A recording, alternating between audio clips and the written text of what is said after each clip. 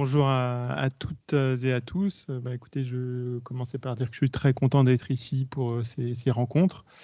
Les rencontres avec les patients, c'est mon quotidien, parce que je suis médecin, cardiologue.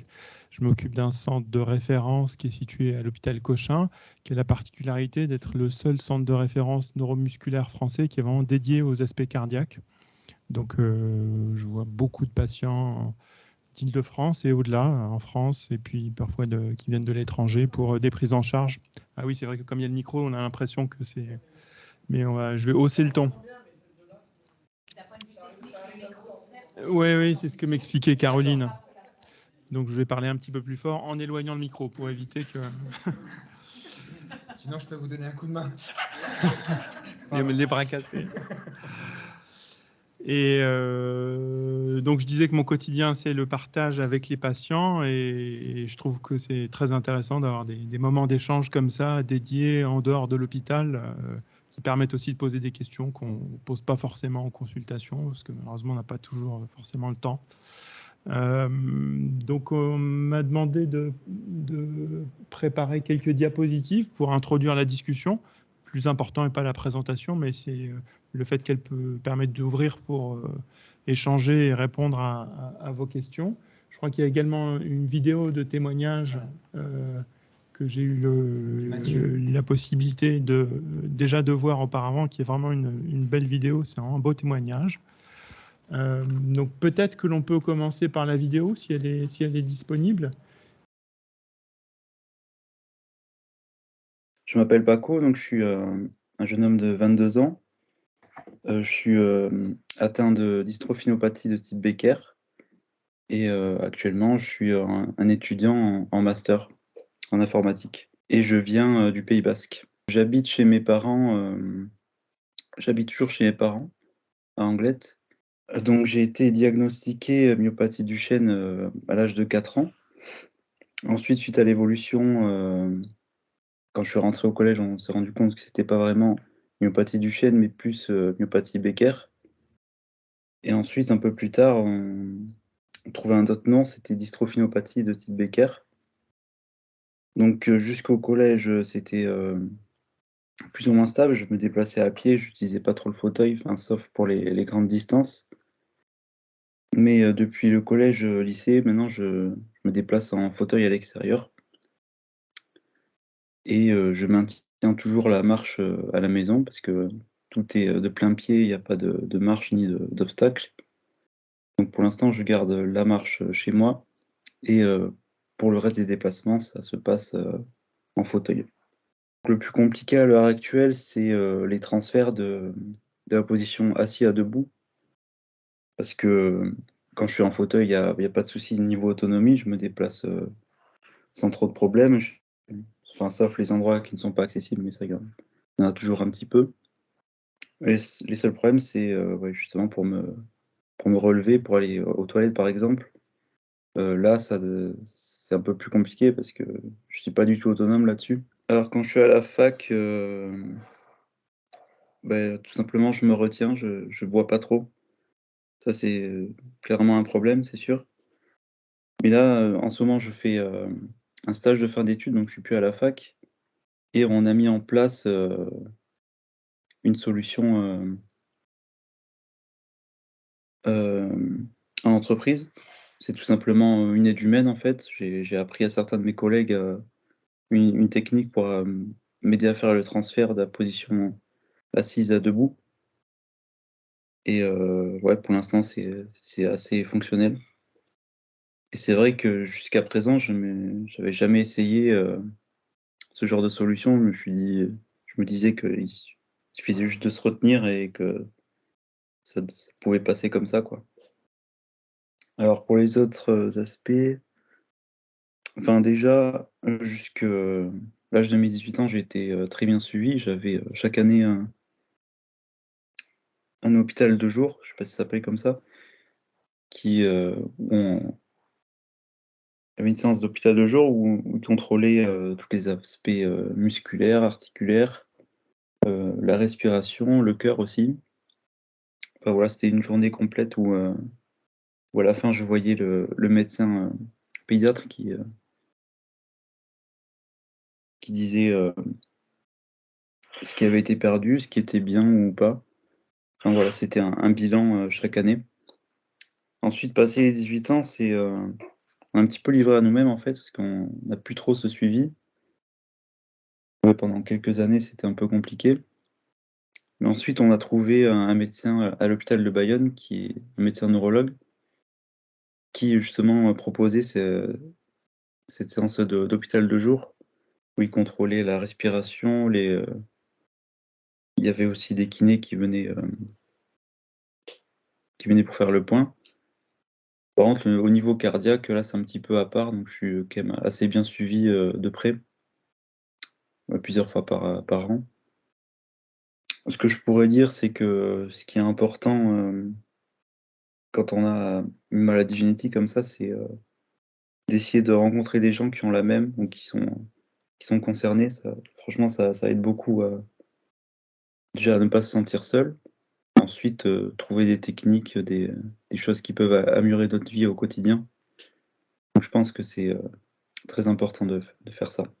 C'est pas toujours facile tous les jours. Il y a des moments où on n'est pas forcément très bien. Mais ce qu'il faut, c'est toujours essayer de voir le positif et prendre les bons moments quand ils passent. Et surtout, toujours garder quelque chose en tête, un objectif. C'est ça qui aide à avancer. Donc l'idée était d'aborder finalement les spécificités de l'atteinte cardiaque à l'âge adulte. Évidemment, il y a tout ce qui a trait aux éléments de vie, le fait d'avancer dans sa vie, de construire sa vie personnelle, sa vie professionnelle. Donc tous ces éléments-là, je ne vais pas les aborder, mais ils sont également évidemment très importants dans la prise en charge. Mais il y a certaines choses qui sont vraiment spécifiques à l'âge adulte et différentes de ce qu'on peut observer chez des enfants dans la myopathie de Duchenne et la myopathie de Becker. Alors, vous savez tous que l'atteinte cardiaque dans les myopathies de Duchenne et Becker, c'est surtout une atteinte du muscle cardiaque qui, comme les autres muscles, finalement, est abîmé. Les cellules musculaires sont remplacées par de la fibrose, c'est-à-dire de la cicatrice. Et ça a pour conséquence une diminution de la force de contraction du muscle. Et quand le muscle a du mal à se contracter, il peut apparaître ce qu'on appelle une insuffisance cardiaque. Et quand la force de contraction du muscle est vraiment plus compatible avec une vie normale, ben, il peut survenir une insuffisance cardiaque terminale qui représente malheureusement une des principales causes de décès, à la fois dans la myopathie de Duchenne et la myopathie de Becker. Alors, plus rarement peuvent exister des anomalies au niveau cardiaque du tissu électrique, puisqu'il y a un tissu électrique qui commande le muscle. Ce tissu électrique peut aussi parfois être touché, et ça peut avoir pour conséquence soit des anomalies de la conduction du courant électrique, soit plus souvent ce qu'on appelle des troubles du rythme dans les oreillettes, dans les ventricules. Ce n'est pas si fréquent que ça dans la myopathie de Duchenne ou de Becker par rapport à d'autres pathologies musculaires, mais c'est quelque chose qu'on peut observer. Et la complication qu'on redoute le plus, qui est quand même rare dans ces deux pathologies, mais qui peut survenir, est la mort subite, qui est généralement due à des troubles du rythme ventriculaire. Voilà, la suivante, s'il vous plaît. Tu peux appuyer parce qu'il y a plusieurs. Alors, le niveau de risque de développer des anomalies cardiaques est variable en fonction de Duchenne, Becker ou chez les femmes conductrices. C'est dans la myopathie de Duchenne que le risque d'avoir une cardiomyopathie dilatée, est le plus important.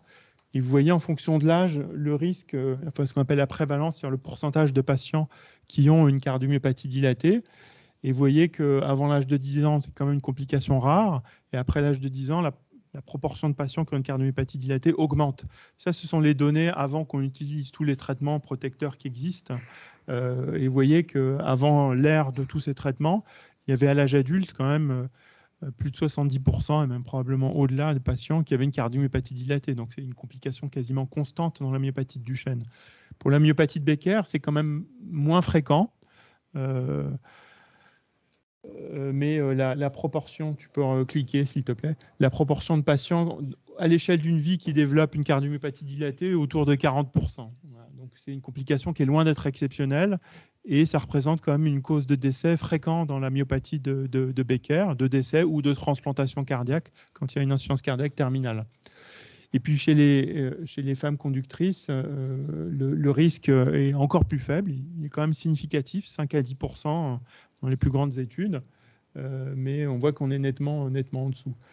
Donc vous voyez qu'en ce qui concerne la prise en charge thérapeutique, c'est pour cette raison-là que dans la myopathie de Duchenne, comme le risque est vraiment très élevé, qu'on a des approches systématiques de traitement préventif. C'est-à-dire que maintenant, pour tous les patients, à partir de l'âge de 10 ans en général, parfois un peu avant, on propose des traitements cardioprotecteurs, même quand il n'y a pas d'atteinte cardiaque connue.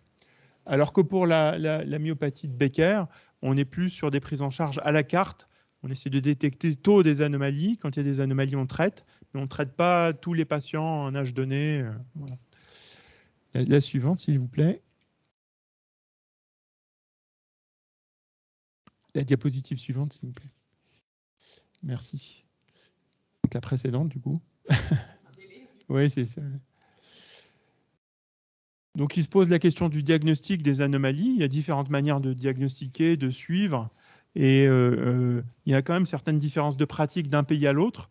Je pense qu'il faut bien voir qu'en France, on est quand même assez privilégié par rapport à d'autres pays, les États-Unis ou même la Grande-Bretagne, qui est plus près de nous, dans l'accès qu'il y a aux outils de dépistage. C'est-à-dire qu'il y a certains grands centres en Grande-Bretagne où on ne peut pas faire une échographie tous les ans aux patients qui ont une myopathie de Duchenne, par exemple. Tout simplement, on n'a pas accès à l'expertise cardiologique ou même à la technique. En France, c'est quand même un acquis qu'on a et c'est une chance. Je pense que c'est important de le rappeler aussi. Donc la règle, c'est que pour la myopathie de Duchenne, il faut une évaluation au moins une fois par an, un électrocardiogramme, une échographie.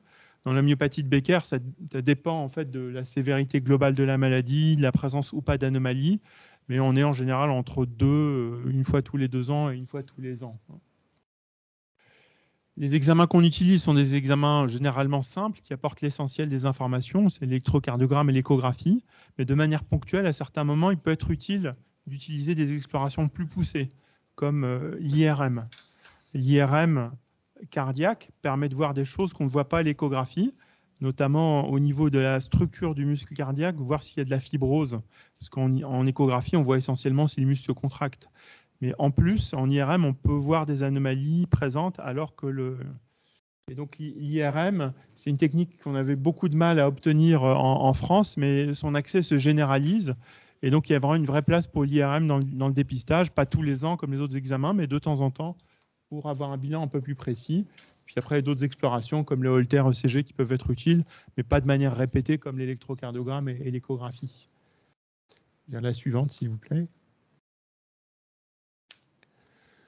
Donc finalement, ce qu'on va discuter sans doute beaucoup, c'est ce qu'on avait identifié comme point aussi d'intérêt, c'est beaucoup, outre le diagnostic, la partie thérapeutique, parce que c'est celle qui est malgré tout la plus importante.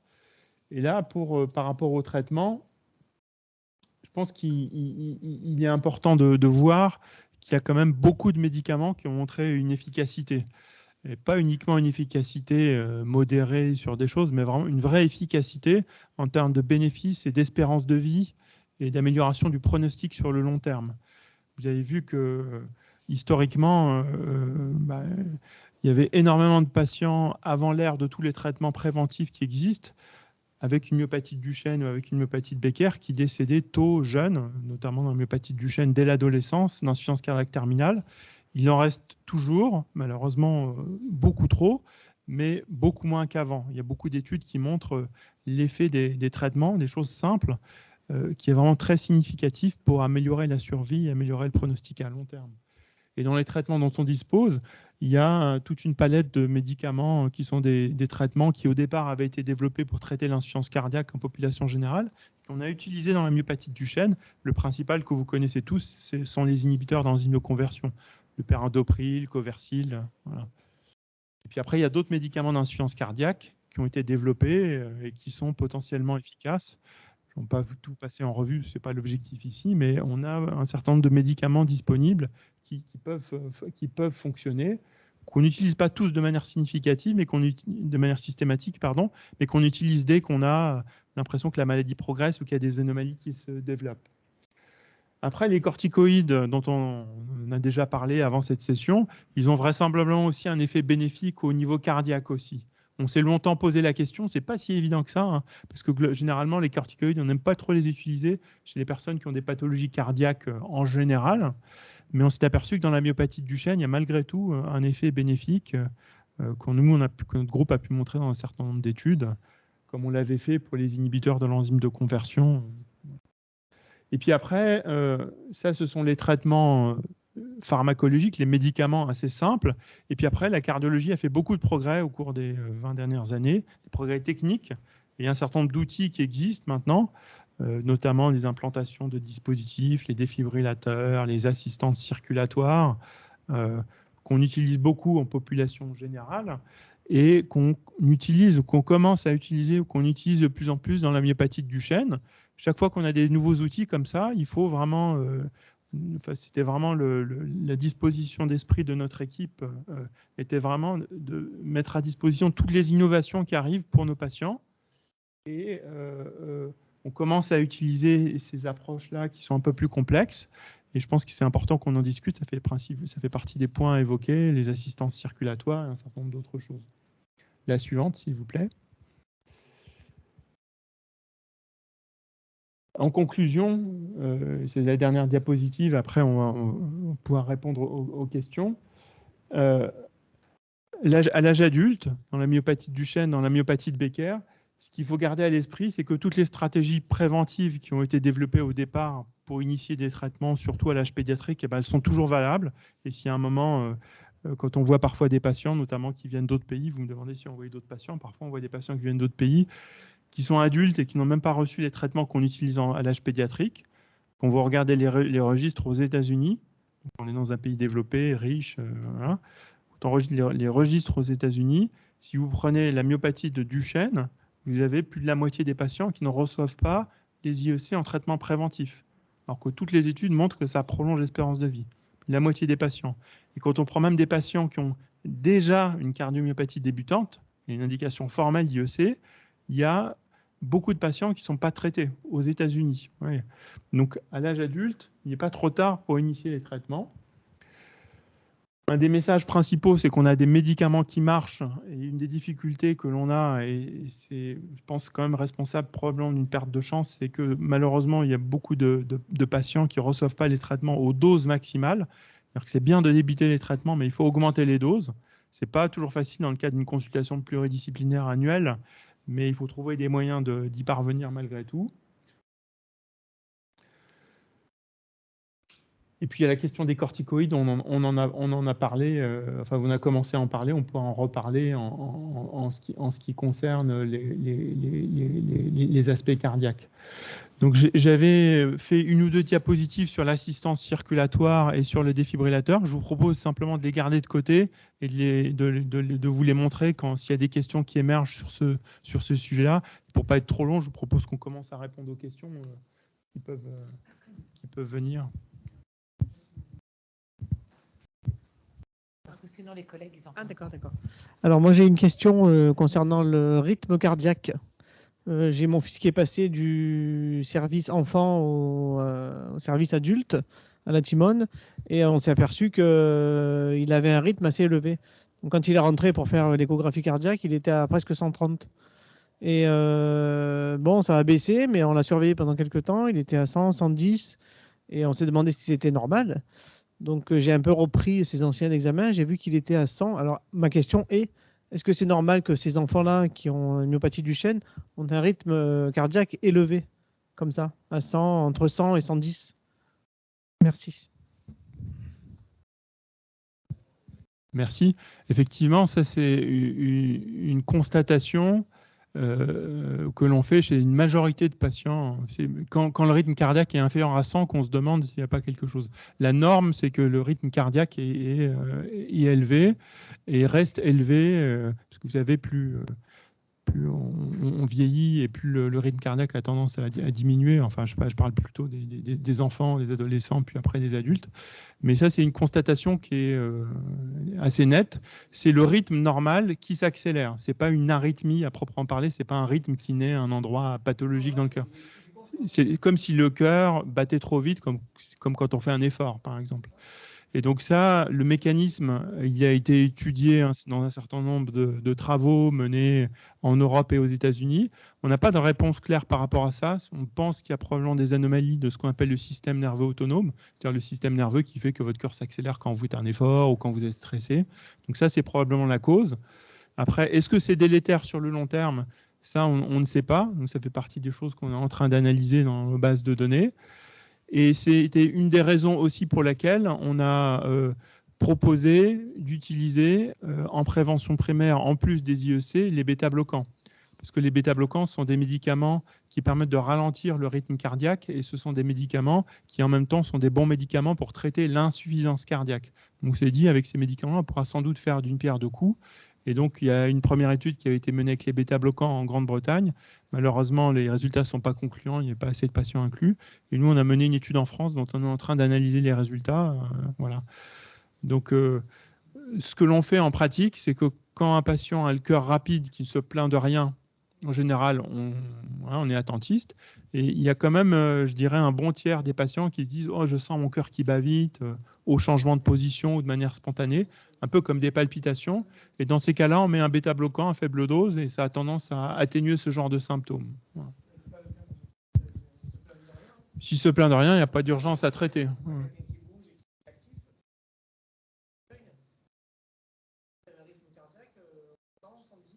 Donc dans ces cas-là, il vaut mieux attendre et voir. Ouais.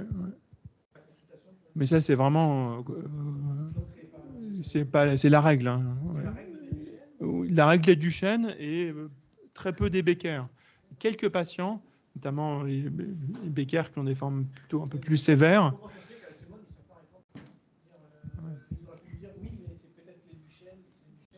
C'est lié à la maladie du Duchenne. Non, on m'a dit non. Bon, on va surveiller. Est-ce qu'il a l'habitude d'avoir un rythme cardiaque? Voilà, je veux dire, c'est pas.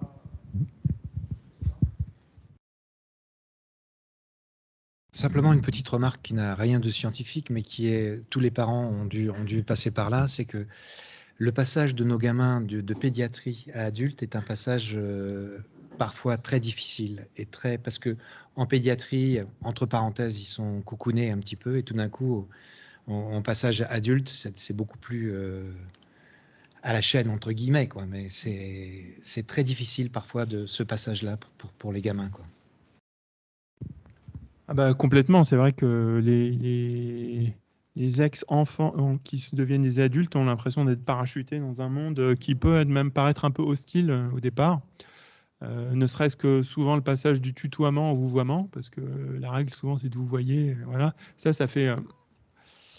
Et d'ailleurs, quand on consulte la première fois en pédiatrie et que les enfants vous tutoient, même si on a l'habitude de côtoyer des enfants, quand on est médecin, au début, c'est un côté un peu, c'est mignon, c'est troublant, on se voit que le rapport est pas le même. Et donc, c'est toute l'importance des consultations de transition. Moi, par exemple, Cochin est pas loin de Necker, donc moi, je consulte à Necker une fois par mois, et donc je vois souvent les enfants. Voilà, là-bas, et puis quand ils viennent à Cochin après, ils se sentent un peu moins perdus.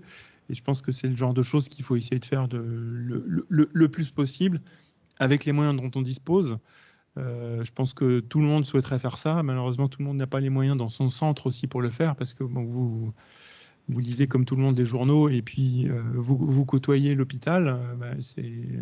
L'hôpital est dans une situation assez compliquée.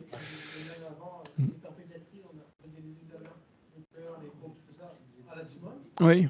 Et quand on est passé à la consultation adulte, il a fallu le faire dans le privé, donc c'était très compliqué. Parce que trouver un cardiologue qui vient à domicile, trouver un cardiologue qui est accessible.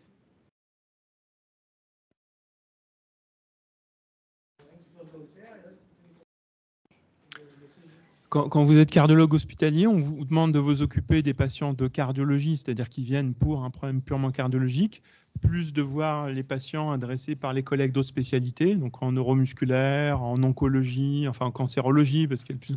Et donc, à moyen constant, on demande aux gens de faire toujours plus. Et c'est juste insupportable, quoi, parce que dans le domaine des maladies rares, c'est pas possible. Mais ça, c'est un problème politique. Hein, ouais. J'ai une question des familles de l'autre côté. Est-ce que l'utilisation de l'Entresto présente les mêmes bénéfices que ceux apportés par les IEC? Alors ça, c'est une très bonne question qui rejoint un peu ce que je disais par rapport au traitement de l'insuffisance cardiaque chez l'adulte. L'insuffisance cardiaque chez l'adulte, c'est quelque chose de très courant. Les gens qui ont fait un infarctus, qui ont eu différentes pathologies et des cardiomyopathies dilatées. L'insuffisance cardiaque, c'est un domaine pour lequel il y a eu beaucoup de progrès. C'est-à-dire qu'il y a beaucoup de médicaments qui ont été identifiés et validés au cours du temps. Successivement, il y a eu d'abord historiquement les inhibiteurs de l'enzyme de conversion, donc la famille du périndopril.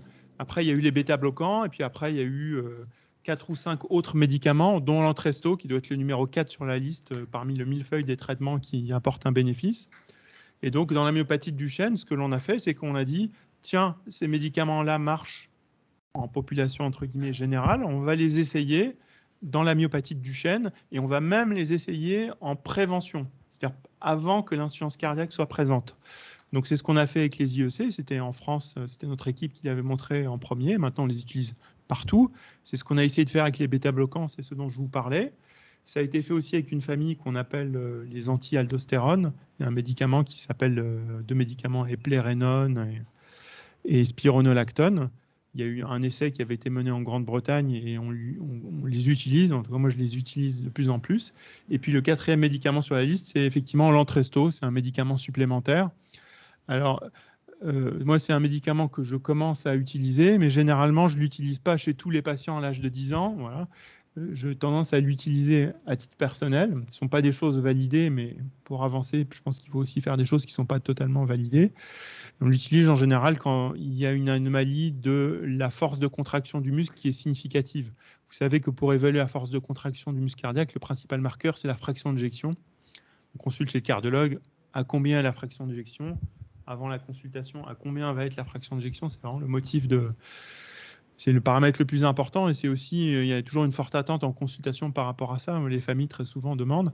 Et donc, là, on dit la fraction d'éjection. Oui, la FE. Et la normale, c'est autour de 65. C'est anormal en dessous de 50 et c'est significativement altéré en dessous de 40. Donc, en général, en dessous de 40, j'ai tendance à instaurer ce traitement-là. Voilà. Un des messages est, je pense qu'il faut essayer d'être le plus interventionniste possible tôt, en fait. Parce que quand les anomalies cardiaques sont présentes, les médicaments sont plus difficiles à titrer. C'est-à-dire c'est plus difficile d'augmenter les doses. Quand le cœur est déjà fatigué, on a du mal à atteindre des doses importantes, alors qu'on sait que plus on a des doses importantes, plus on est efficace. Donc le message, c'est que tôt, quand on sent que les choses commencent à évoluer, à bouger dans le mauvais sens, il faut être proactif et augmenter les doses de médicaments pour arriver à casser la progression de la maladie. Est-ce que c'est le nom du médicament? Alors, c'est le nom de commercialisation, c'est Entresto. Entresto. E-N-T-R-E-S-T-O. C'est pareil que ce soit chez Becker par rapport à mon côté préventif, parce que vous faites beaucoup dans la prévention. Il y a aussi des familles qui sont pas ça, qui sont Becker. Alors, pour Becker, c'est ce que je disais tout à l'heure, on n'est pas sur une attitude où on va systématiquement, par exemple à l'âge de 10 ans, de 15 ans, traiter tout le monde. Vous avez vu que la proportion de patients qui va développer une cardiomyopathie dilatée est quand même plus faible. Il est suffisamment élevé pour être proactif, mais il n'est probablement pas suffisamment élevé pour dire on va traiter tout le monde d'emblée. Donc nous, ce que l'on fait, et je pense que c'est l'approche qui se généralise, qui tend à se généraliser dans les différents centres en France et à l'international, c'est de dire on va utiliser des outils vraiment fins pour détecter la présence d'anomalies. Et l'IRM, un certain nombre de marqueurs sanguins. Et quand on a l'impression que tout est vraiment normal, qu'il n'y a aucun signe de cardiomyopathie, là, on attend et on surveille. Il faut toujours rester vigilant sur le suivi. Si par contre, il y a des signes précoces d'atteinte cardiaque, la fraction d'éjection dont je parlais à la limite de la normale, à l'IRM, un peu de fibrose qu'on n'avait pas vu en échographie, un dosage sanguin qui n'est pas tout à fait normal, là, on va être proactif et on va traiter rapidement et tôt. Donc, on essaye toujours d'avoir un temps d'avance par rapport à la maladie, d'initier les traitements tôt, d'augmenter les doses. Et dans le Duchenne, on le fait de manière systématique à un âge donné. Et pour la myopathie de Becker, on le fait dès qu'on a un drapeau rouge qui apparaît. Voilà. Et dans mon expérience, vraiment dans mon expérience, on a aussi colligé pas mal de données, puisque je pense que sur 20 ans, au cours des 20 dernières années, on a vu un peu plus de 200 patients avec myopathie de Becker. On a fait un certain nombre d'analyses. Globalement, pour les personnes qui, au moment du diagnostic, n'ont pas une cardiomyopathie importante et qui sont bien suivies au cours du temps, c'est-à-dire qui ont une échographie à intervalles réguliers. Quand on initie les traitements tôt selon ce schéma-là, on arrive vraiment à bien stabiliser les choses.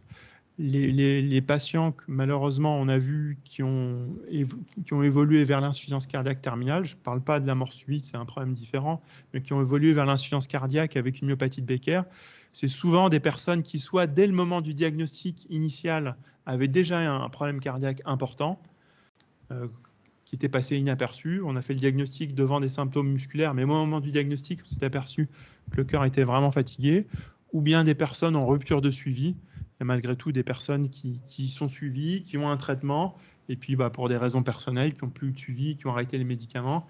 Et là, quand on revoit les patients après quelques années, souvent, les choses ont progressé et se sont développées dans le mauvais sens. Voilà.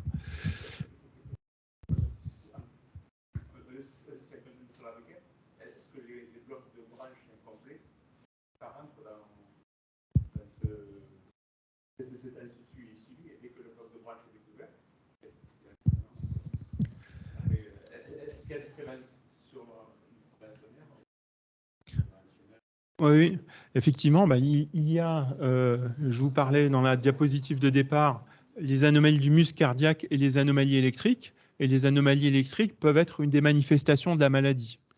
Et notamment dans la myopathie de Becker ou la myopathie de Duchenne, il peut y avoir parfois des anomalies de la conduction du courant électrique.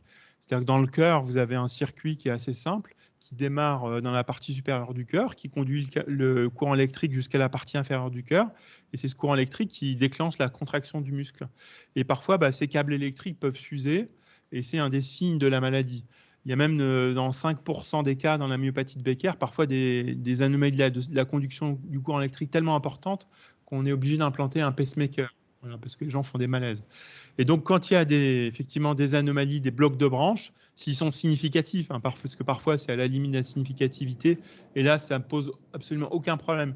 Mais quand ils sont significatifs, c'est une raison supplémentaire, effectivement, de bien surveiller et parfois potentiellement d'initier un traitement. Ça incite à être vigilant, même si quand la force de contraction du muscle est normale, en général, il n'y a pas d'alarme, mais ça incite à être prudent et à bien surveiller.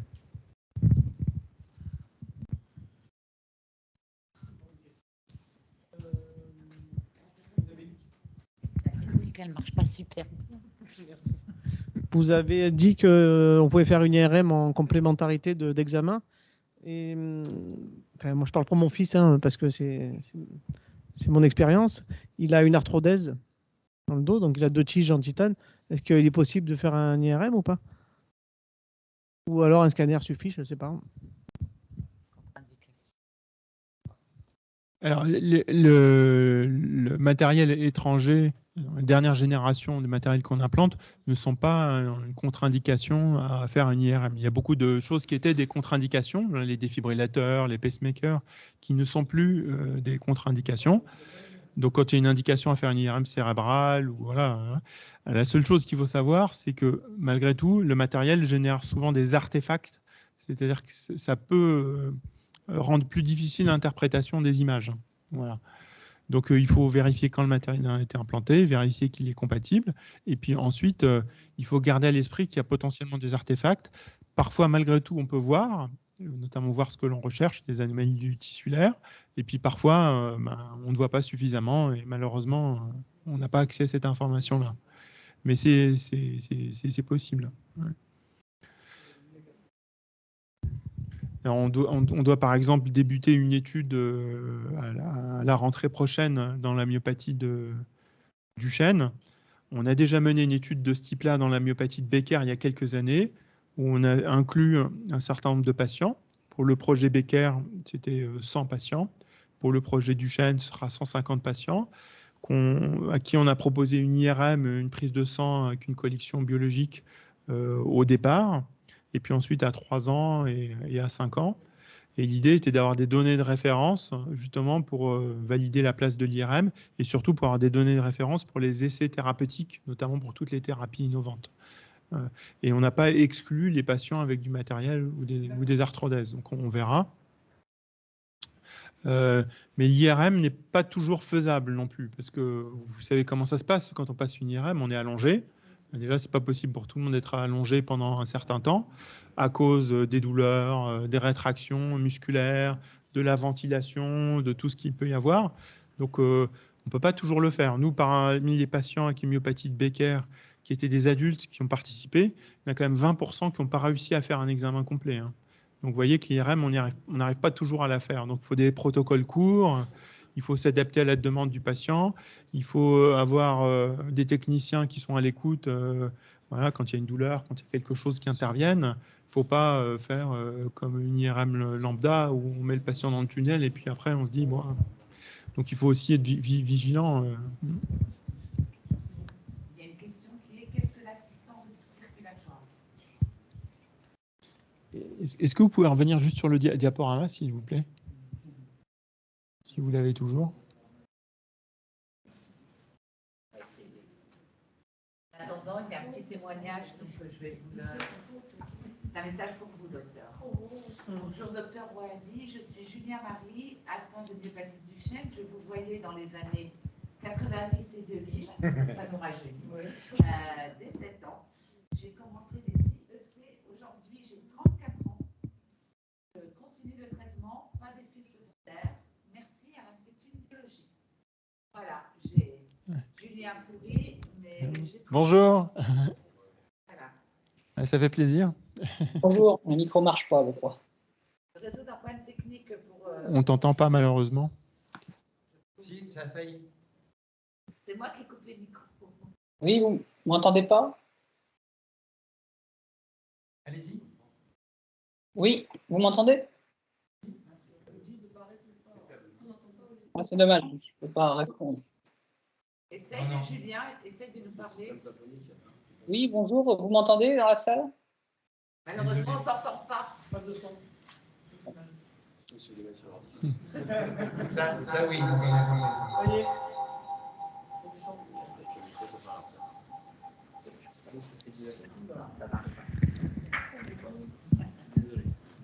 On est désolé, petit problème. Bon, ça fait plaisir de te voir en tout cas. N'hésite pas si tu as besoin. Merci au docteur Ouahabi, parce que c'est vrai que le suivi de l'Institut de biologie, je me rappelle de vous et que je vous remercie toutes les équipes de l'Institut en général. Une question toute bête et toute simple, parce que ce n'est pas le même vocabulaire que mon cardio, et même si j'ai confiance en mon cardio. Vous avez dit que le rôle du bêta-bloquant, c'était de ralentir les battements du cœur, si je ne dis pas de bêtises. Et le rôle de l'IEC, parce que pour moi, il faisait aussi ça. Mais voilà. Ça fait beaucoup de rôles. Ce qui est un peu compliqué en pharmacologie, mais aussi pour les étudiants en médecine, hein, et pas que les étudiants d'ailleurs, c'est que chaque médicament a souvent différents effets. Et donc du coup, si vous prenez par exemple les bêta-bloquants, 1, ils ralentissent le cœur, 2, ils ont un effet probablement sur la fonction cardiaque, et 3, ils baissent aussi un peu la pression artérielle. Et donc les IEC, eux, ils baissent un peu la pression artérielle, même significativement, et puis ils ont un effet de contrôle de l'insuffisance cardiaque, parce que l'insuffisance cardiaque, on a souvent l'impression que c'est une maladie, c'est juste une histoire de tuyaux et de pompes, avec le cœur qui est la pompe, les tuyaux, il envoie le sang s'accumule, ce qu'on appelle l'hémodynamique. Mais en fait, l'insuffisance cardiaque, c'est une maladie plus complexe, dans le sens où c'est aussi une maladie un peu hormonale, on dit neuro-hormonale, où il y a tout un tas d'hormones qui sont dérégulées, et notamment il y a ce qu'on appelle le système rénine-angiotensine, c'est une hormone qui est au plafond, et les IEC ils bloquent ça, Et en bloquant ça, il contribue à limiter la progression de l'insuffisance cardiaque pour empêcher qu'elle évolue pour son propre compte.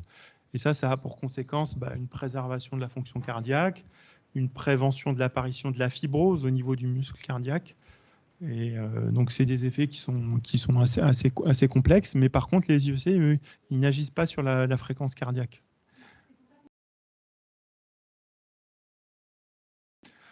Alors, on commence par les IEC parce que c'est le seul médicament qui a vraiment montré un bénéfice dans un essai thérapeutique sur la mortalité. Donc, c'était un essai qui avait été mené en France, l'étude perindopril, c'est début des années 2000. Et puis l'année dernière, on avait fait une grande étude où on avait analysé un registre où il y avait les données pour un peu plus de 700 malades.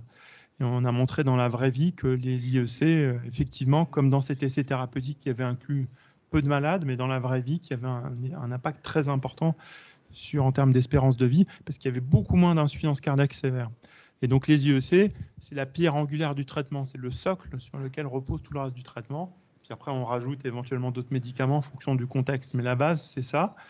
Et les experts au niveau international ne sont pas toujours d'accord sur tout. Mais pour les IEC, tout le monde est d'accord, les Anglais, les Britanniques. Et tout le monde dit qu'il faut, à l'âge de 10 ans, que chaque patient avec myopathie de Duchenne ait un IEC. Et après, dans la myopathie de Becker, on n'est pas sur un traitement systématique, mais dès qu'il y a des anomalies, voilà. Il y a quelques années, on discutait avec nos collègues anglais, ils n'étaient pas d'accord avec nous. Puis on a publié il y a 2 ans une étude où on a montré que quand on débutait dans la myopathie de Becker, les IEC, dès qu'il y avait des petites anomalies de la fraction d'éjection, on a montré que ça améliorait, comme dans Duchenne, le pronostic. Donc maintenant, je pense que ce sera vraiment généralisé partout. Oui, oui. IEC, c'est l'acronyme pour inhibiteur de l'enzyme de conversion. Et il y en a plusieurs dans la famille.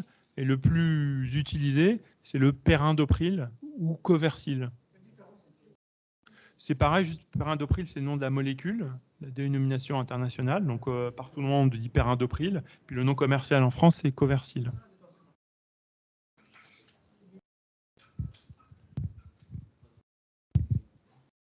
Merci. Ouais, celle qui est juste après, s'il vous plaît. Voilà, c'est ça. Conversion.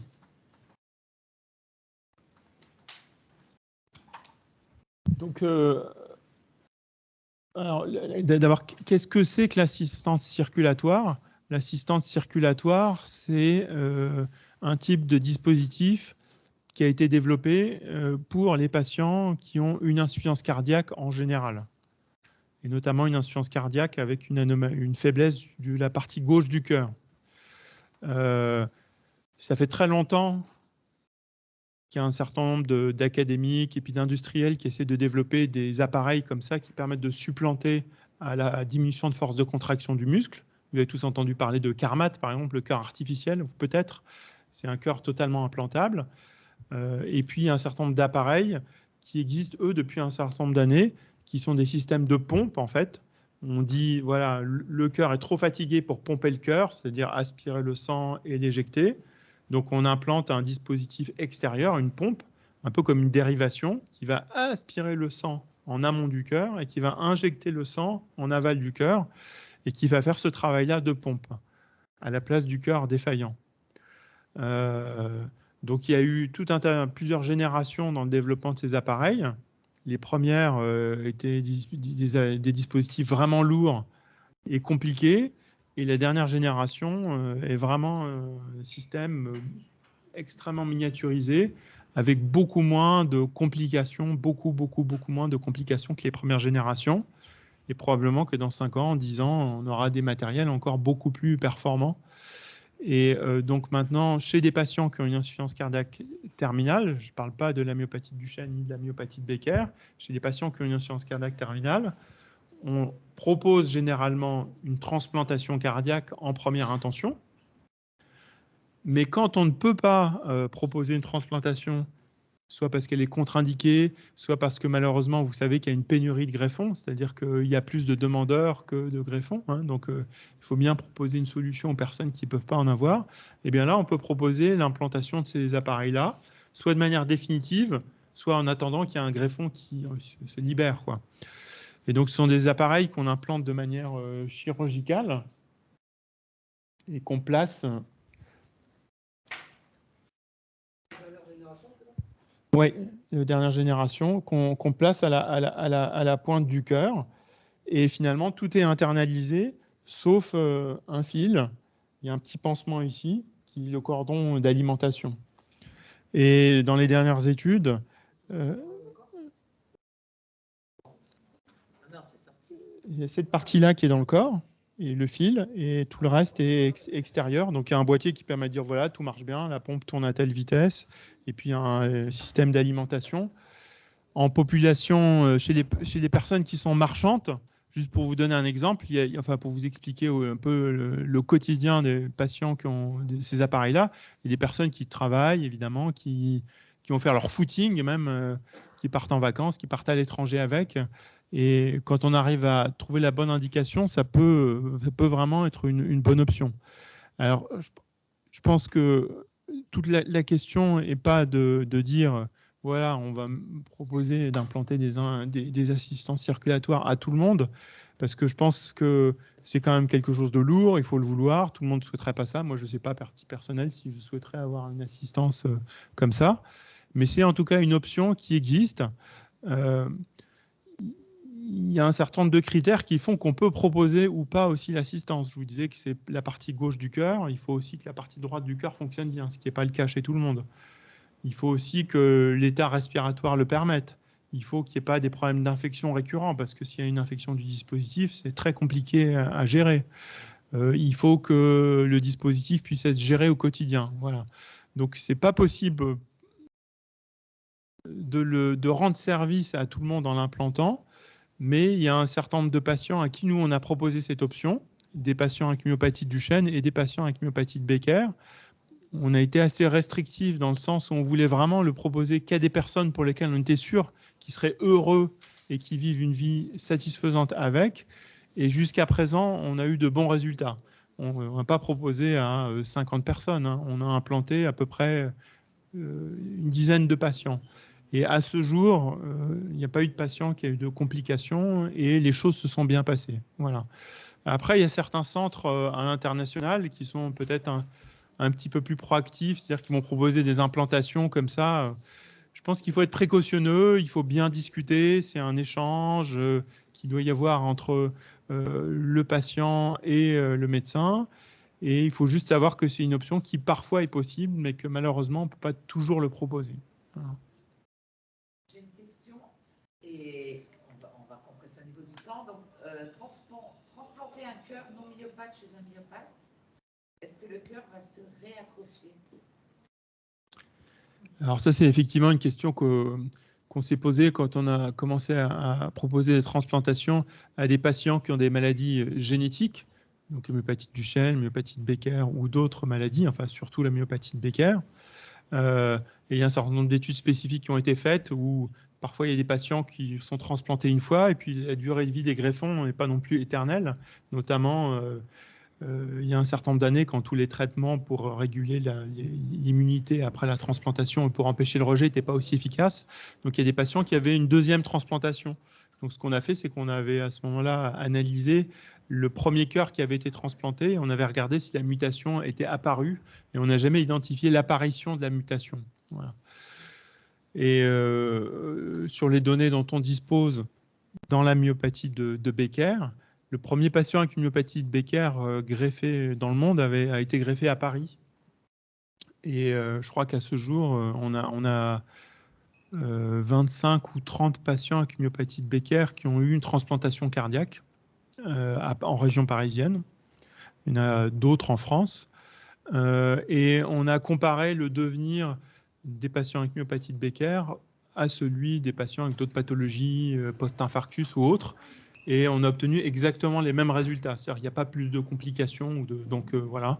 Et puis on a même eu la bonne surprise de constater chez des patients qui avaient une myopathie de Becker qui étaient sur le point de perdre la marche, alors je ne dis pas que c'est le cas pour tout le monde, mais qu'ils étaient un peu limite. Les transplanteurs nous disaient, écoutez, ce patient ne marche quand même pas beaucoup. Moi, je peux proposer une transplantation à quelqu'un qui...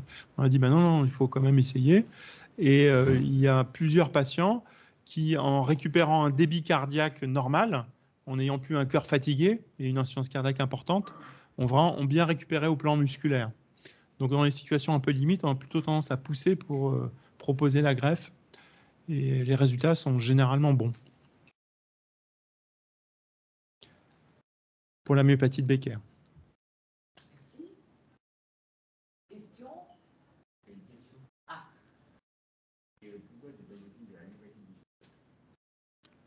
Alors ça, effectivement, pourquoi ne pas transplanter dans la myopathie de Duchenne? C'est une question difficile. C'est une question difficile d'un point de vue médical et d'un point de vue éthique.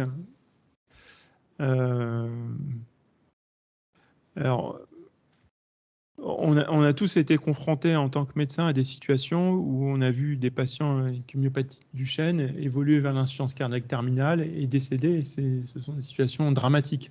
Et évidemment, dans ces situations-là, on a envie de tout faire pour trouver une solution.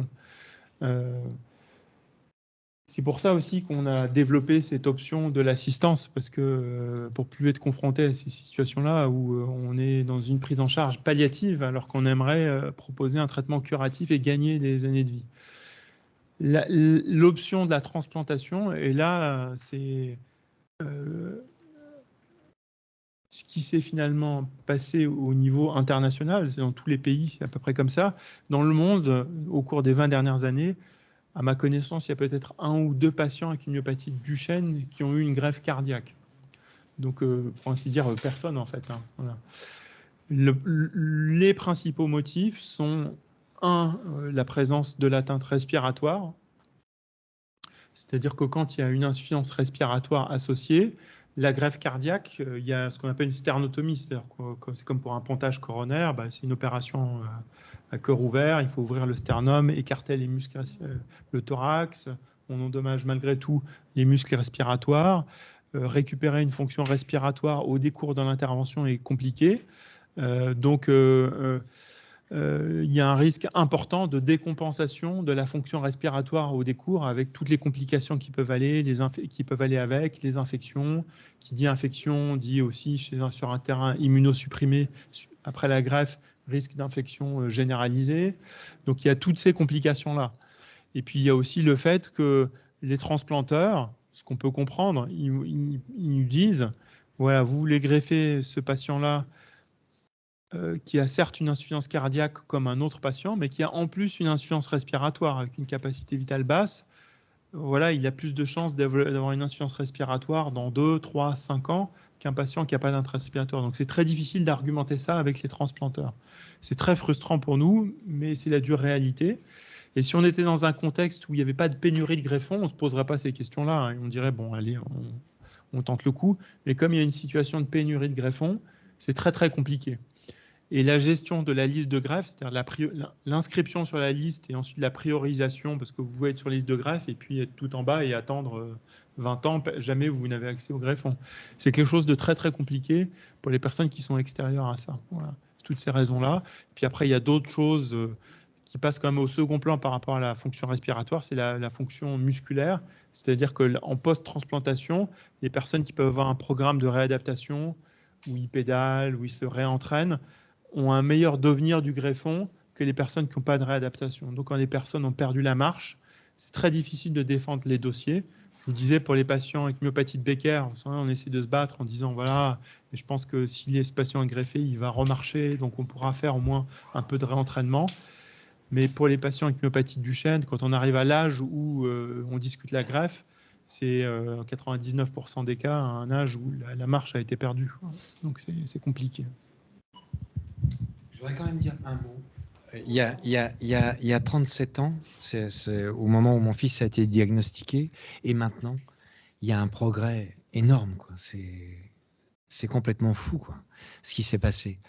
Et merci à vous, quoi, de toute cette recherche et de tout ce qui se passe, notamment dans la Becker, parce qu'on n'est pas tous égaux. C'est-à-dire qu'il y a encore des Becker qui à 30 ans marchent. Et mon gamin, à 17, il avait perdu la marche. Donc voilà, mais il y a des choses fantastiques qui se font, quoi. Et puis peut-être que d'ici 3, 4 ans, 5 ans, 10 ans, il y aura des exosquelettes qui vous permettront de quitter les fauteuils et de marcher, et pourquoi pas, quoi. Mais il y a vraiment des choses fantastiques qui se font, quoi. Merci.